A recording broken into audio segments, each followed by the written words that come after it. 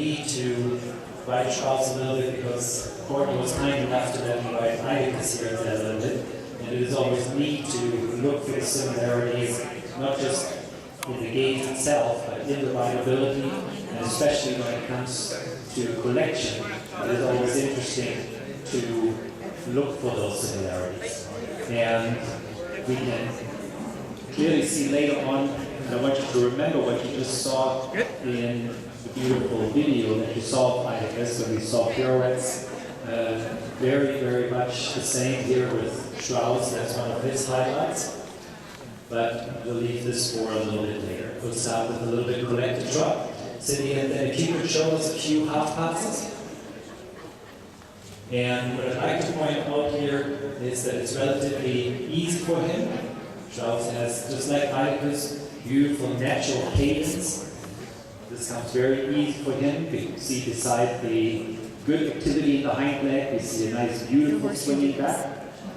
And since we have the option nowadays to ride a Prix St. George in the sample bridle, we decided to do so tonight to show you this special rideability that is very, very evident in the whole Heideckers line. So we see here beautiful swinging half passes, and at the same time, while we have the expression, we see a really nice light connection. And certainly Straus has very good training, but a certain amount of rideability is in the genes. And this is very, very evident here with these nice subtle with the connection. Cindy, that's great. When you get a chance, pick up the camera. And when you're ready, let's test a little bit the transitions from the medium canter to the collected canter. And let's just take a look how easy it is for him, just like Heideckers, to perform those transitions. Any horse goes forward, but the question is how easily do our horses come back to us? How easy is this transition? And how easily can the horse come underneath himself? This is great. And what we like here is just like we saw with Heideckers, that not only the horse is clearly engaged from the hip, the side, and the hog, but we also see wonderful activity from the hind leg. We see with a lot of horses, especially when they have good canters, that they are engaged coming into the collection, coming into the pirouettes, but not often with the proper activity. And Cindy, when you're ready, let's do one more lengthening on this side and show again the transition from the lengthening to the collection.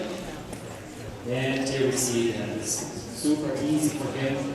And we saw that Cindy didn't have to use extensive aids to support the transition to the collection. Cindy, when you're ready, maybe in the center of the arena, we'll show a few pirouettes. And we'll take a look again at the purity of the gait while we're collecting the canter. We want to make sure this remains a very pure 3-beat.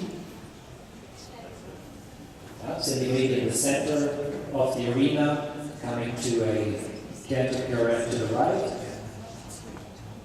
And we see here how nicely the hind leg reaches underneath itself. The rhythm does stay the same. And it's amazing how wonderfully he can carry the weight of his whole body on the hind leg.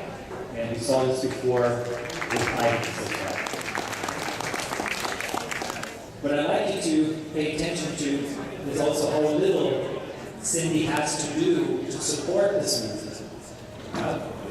This is again the rideability, but also Straus's willingness to cooperate. So you see too many times in these movements that the rider supports the horse too much. You see too much spurring, you see too much sometimes aggressive aiming, and this is certainly not the case.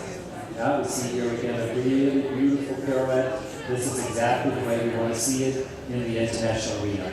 Great job. Cindy, give him a great break. And what we like to see now is after a few moments of good collection that our horses still show pure relaxation. This is